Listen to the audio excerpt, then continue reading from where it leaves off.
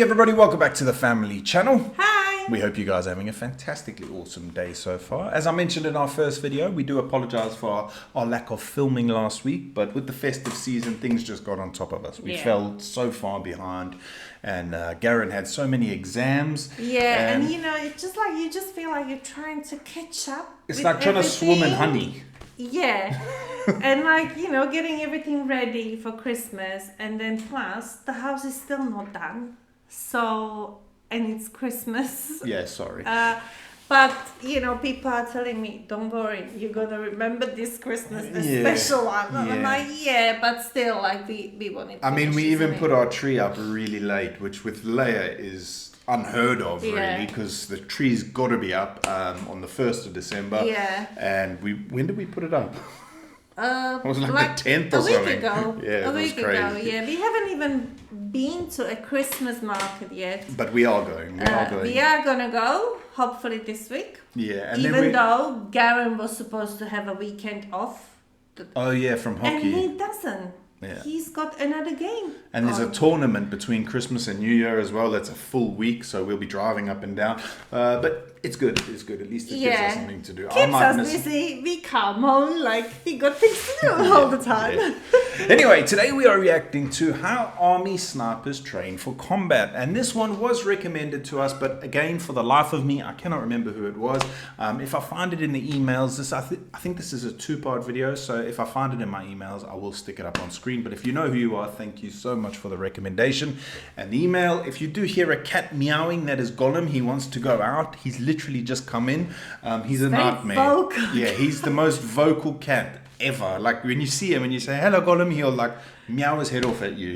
He's literally like talking to you, so he's gonna be meowing here probably until one of the kids will let him out. But anyway, I'm really looking forward to this video because I always it's like very interesting. When I was a kid and my dad would tell me like the army stories and that, this is what I wanted to do. I wanted to be a sniper. I thought it, even now I think it's the coolest thing. I mean, it is. It's not an easy job though. Just imagine looking through that scope and you know when you pull the trigger, someone's gone.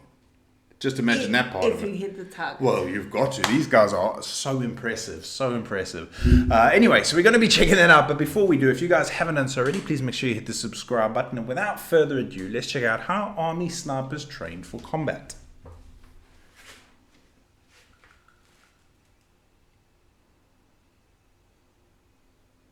Is there volume? These U.S. Army Sniper Course students are participating in a stalk mission where they have to stealthily navigate through wooded terrain without being spotted by instructors. It's designed to prepare future snipers for real missions they'll encounter on deployment. So the way we have kind of molded the stock portion of the course now is to kind of more closely mirror a real-world mission. A sniper's secondary mission is to collect and report battlefield information, but 9 times out of 10, that's the mission you're going to end up doing. Students at the sniper course perform 4 practical stalk exercises before moving on to graded events, of which they'll have 3 opportunities to pass or be dropped from the course. By the time we get to the end of graded stocks, we'll generally lose between 5 and 8 students. On a brisk morning in October, Insider followed a class participating in their first practical stalk exercise. Look how young they are. Your team will be given 10 minutes to prepare yourself and equipment for this exercise. From this point on, you are only authorized to talk amongst your team and 2 instructors. Running is not authorized. Failure to perform proper movement techniques will result in your team being reset. Being reset more than once for any reason is an automatic failure. Oh my God. The class covers their ghillie suits with natural vegetation to match their environment. In order to truly blend in with your environment, to get rid of the human signatures of the sides of the head, shoulders, the areas that are distinguishable, you have to tie in vegetation to your foreground, background, everything around you. Students use hair ties and 550 cord that they've glued onto their ghillie suits to affix the foliage, and are taught to use a 70-to-30 ratio of natural to artificial camouflage. Here in Georgia, it's so hot and humid, everything dies kind of quickly. The only thing that's going to really live on you a long time is the pine leaves and stuff. And the smaller, the shorter the plant is, the longer it'll live. I like to work from the top down. As many tie downs as you can have on your ghillie suit is better. I feel like the initial veg was good, and it was easy to cover it in like dead grass and trees that are around you. I was watching something, I can't remember what it was, and sometimes they are lying there for like hours and hours and like days just watching a target. It's mental. Just the sniper, and I think, is it a spotter? Is person with him? Yeah, there's two of them. It's mental, eh? Like you've got to be not only physically strong but mentally. Patient. Yeah. And patient. Oh man, like they must. I don't think I would be patient. I'd be like, you would be. They're not coming. I'm going. Especially in these woods, you'd be looking for mushrooms or something. Yeah. The students carry the gear that they would have with them during a real mission, including an M2010 enhanced sniper rifle, tripods, a spotting scope, and navigational tools. After plotting a course to their destination, the students head off into the woods in teams of 2. Although snipers are prepared to work alone, working in teams can increase security and effectiveness. The days of a single sniper crawling out of their base camp and going on a mission are over. So in real life, they're going to be at least in a team of 2, more than likely a team of 3. So here at Sniper School, in an attempt to modernize, we pair them up in teams.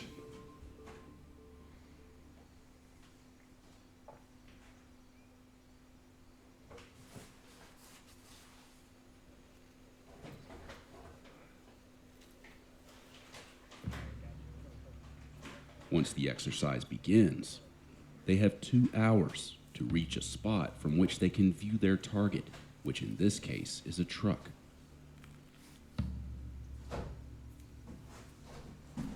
Students are taught several movement techniques to use while stalking, including the sniper low crawl, you can't even see hands and knees crawl, and crouch walk, and will get docked points if the walkers moving amongst them spot them moving improperly. Freeze you two. So if a team is trying to rush up to the objective, like not moving tactically or in the movement techniques that they have been previously taught, then one of the instructors on the lane will stop them, gather their information, and send them back, usually a terrain feature away, and have them restart after explaining what they did wrong. Yeah, Roger, it's probably this guy right here that I got my flag on. He was facing away from the truck, so it's probably his back that you saw. All right, so you guys tracking, right? Jeez. Yo, so thick is good, right? Getting in that thick spot is good, but you're playing a dangerous game, right? Because you're mixing the potential of overhead movement. And look how close you guys are to the objective. You are way too close to be causing this much movement. Halfway through, when we were doing a map check, we stood straight up and down instead of taking a knee, which is our fault for that. But they just told us initially, like, have that low profile the whole time, and you have to have that in the back of your head, which is kind of hard when you're carrying a bunch of stuff. Instructors will also dock. That's so tough. You got to think, like, every movement has to be so deliberate and calculated. Yeah. Like, it's insane. Like, you imagine, like, if on a real mission, one little mess up, like, something flashes and gives your position away. It's flipping insane, man. Points for improper camouflage. What do you think you look like right now walking through the woods? Stupid dude with a dude in the ghillie suit. Stupid Go ahead, dude. take your time right now, fix yourself before you hit that next terrain feature.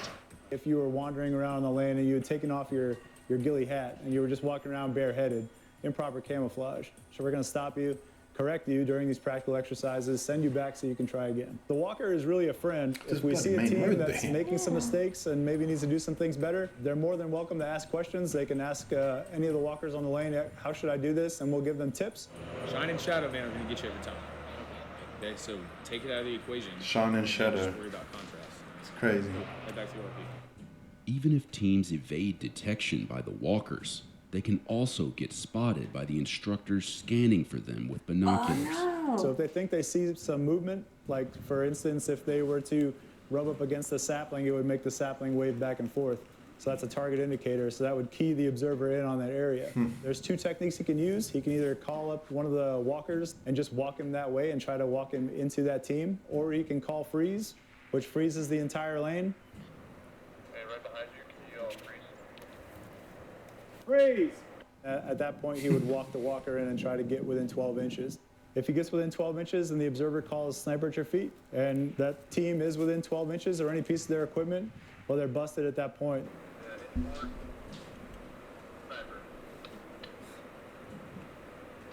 Roger. Sniper at my feet. When a team finds a spot where they can both view the truck from behind cover, they set up their final firing position. The students swap out the vegetation on their ghillie suits and gear to match their new environment. Each member of the sniper team has an assigned role and responsibilities. So the shooter is going to be getting his weapon oriented on the target, collecting any data he can, building up his position. The spotter will be setting up his spotting scope. In a real world, he would be executing a sketch or taking camera shots of the objective area, getting the environmental data, the weather data, which affects the shot depending on the range. So there's a number of little subtasks that go into each major task where the sniper is just going to shoot and the spotter is the team leader. Once they've established their final firing position, each team has to observe and record a scenario occurring at the objective. In this case, it involved 2 instructors setting up and firing a mortar round. The spotter must formulate a call for fire request based on what they've seen. They'll fill in the grid to the target that they're calling the artillery on. They'll give a distance and a direction and a description. So being able to see that entire scenario and the entire objective area plays into that because they need to be able to accurately describe the scenario. And that's another thing, when they call in that fire, like, they've got to know exactly the coordinates. How the hell do you know that? I don't know. It's insane. One little mess up, boom. Oh, sorry, mate. My calculations were off. Jeez. What the target is, they're going to be calling that mission in on. To prove that they're able to view enough of their target, both the shooter and the spotter have to correctly identify 2 letters held up by the instructors in the back of the truck. Letters up. Say again? Foxtrot. Shooter identifies Foxtrot. Good ID. Good ID. Shooter eyes down, spotter eyes up. And the letter is up. Letters up. Papa. Spotter identifies Papa. Bad ID. Bravo. Bad ID. Letter was Bravo. Finally, to pass the exercise, the team must evade detection from the instructors scanning for them from the back of the truck. Cool, you within 10?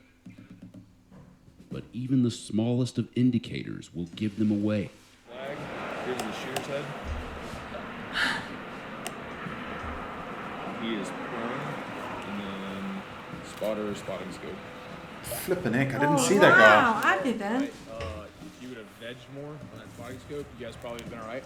They're really good at spotting movement and things that are different from the base. The thing is, you've got to remember, they actually looking for them as well. Yeah. So it makes it even harder for them to hide away. Yeah. It's so crazy, man.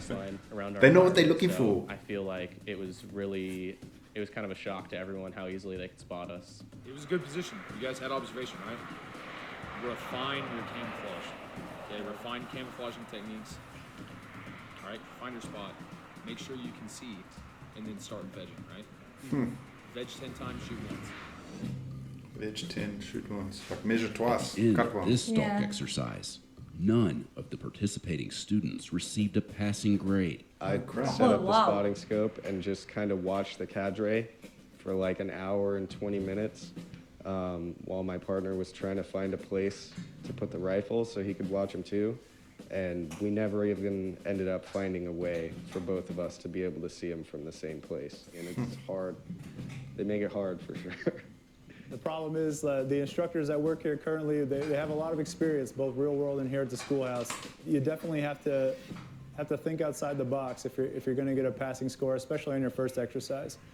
This class will have 3 more practical stalk exercises to refine their skills before moving on to their graded missions. It's tough. It's tough. They changed it recently. I don't know anybody here that's trained to do buddy team stalks on an objective like that, so it's difficult, but it's doable. The skills students learn during stalk missions are directly applicable to their future careers as snipers. You're always collecting and reporting battlefield information.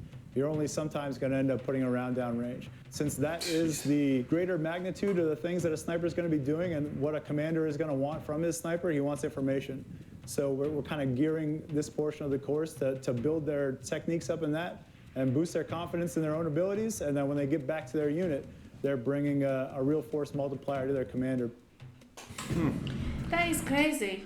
These guys failed their crazy mission. Wow. 8 from that course.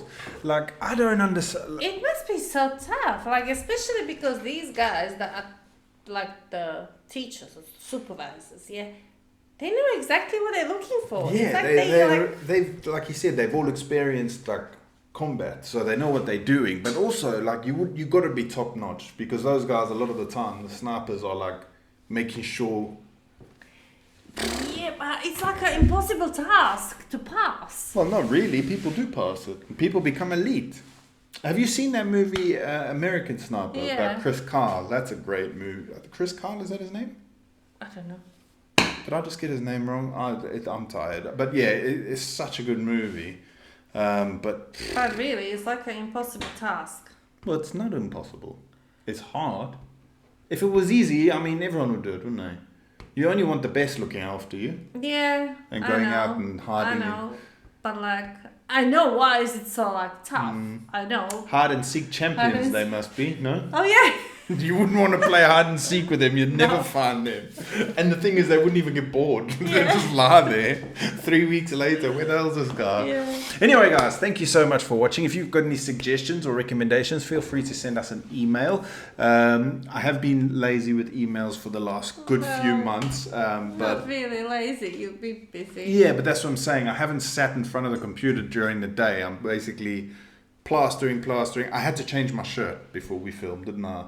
Because there was a few comments on one of the videos we did when I had plaster on my shirt and on my face. You could have at least showered first. It's like time. We've all got to be in the same place at the same time. Yeah. So I did change my shirt, but I still need to go for a shower and everything, and it's getting quite late now. So yeah. Anyway, guys, thank you so much for watching. We hope you have a fantastic rest of your evening, and we will see you in the next video. Bye.